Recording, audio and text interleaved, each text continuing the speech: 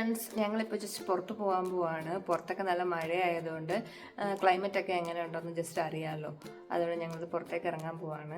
Let's go. നാട്ടിലിപ്പോൾ അടുപ്പിച്ച് കുറേ ദിവസമായിട്ട് മഴ പെയ്തുകൊണ്ടിരിക്കുകയാണല്ലോ. മഴ പെയ്ത് തകർത്തുകൊണ്ടിരിക്കുകയാണ്.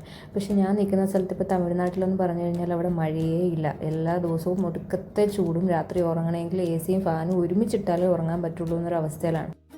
മഴ തേടി കുറേ സഞ്ചരിച്ചെങ്കിലും മഴ കണ്ടില്ല. പക്ഷേ ഒരു ഹോട്ടൽ കണ്ടു. ഹോട്ടലെങ്കിൽ ഹോട്ടൽ എന്തെങ്കിലും കയറി കഴിക്കാമെന്ന് വിചാരിച്ച് കയറി. 12 മണി ആയതുകൊണ്ട് തന്നെ ഹോട്ടലിൽ ഉച്ചയ്ക്ക് ഊണും ബിരിയാണിയൊക്കെ പൊതിഞ്ഞു കൊടുക്കുന്നതിൻ്റെ തിരക്കിലായിരുന്നു. പക്ഷേ രാവിലെ ഞങ്ങളൊന്നും കഴിക്കാത്തത് കൊണ്ട് എന്തെങ്കിലും രാവിലെ ബ്രേക്ക്ഫാസ്റ്റ് കഴിക്കാമെന്ന് കരുതിയിട്ട് പൊറോട്ടയും കടലക്കറിയും ഓർഡർ ചെയ്തു. പക്ഷെ ചെറിയൊരു അബദ്ധം പറ്റിപ്പോയി. കറുത്ത കടലയാണ് ഞങ്ങൾ രണ്ടുപേരും ഉദ്ദേശിച്ചത്. പക്ഷേ ഓർഡർ ചെയ്ത സാധനം വന്നപ്പോൾ വെളുത്ത കടലയായി പോയത് ഞങ്ങൾക്ക് 2 പേർക്കും ഇഷ്ടമേ അല്ല.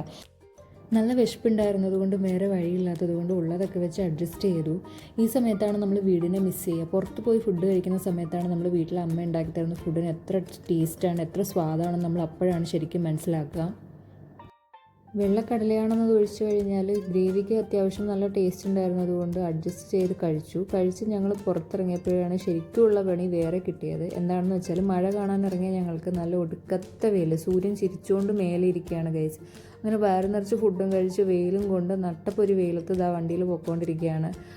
മഴ കാണിച്ചു തരാമെന്ന് പറഞ്ഞ് കൊണ്ടുപോയ ആളുടെ അടുത്ത് മഴ എവിടെയെന്ന് ചോദിച്ചപ്പോൾ ദാ ഇട്ട എക്സ്പ്രഷനാണ് ഗൈസ് ഈ കാണുന്നത്. ഇതാ പോണു.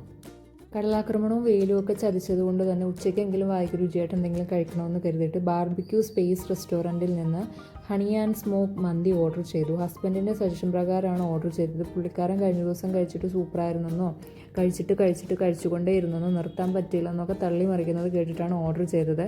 എന്തായാലും അത്യാവശ്യം ക്വാണ്ടിറ്റി റൈസും മയണൈസും ടൊമാറ്റോ സോസും ഒക്കെ ഉണ്ടായിരുന്നു. ഇനി ഇത് കഴിച്ച് നോക്കിയിട്ട് എങ്ങനെയുണ്ടെന്ന് പറയാം.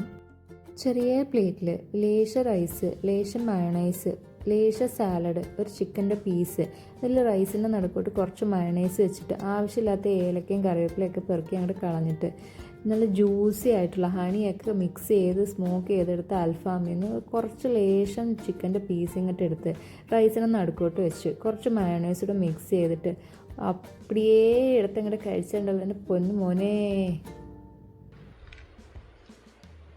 ഒന്നും പറയാനില്ല, പൊളി സാധനം.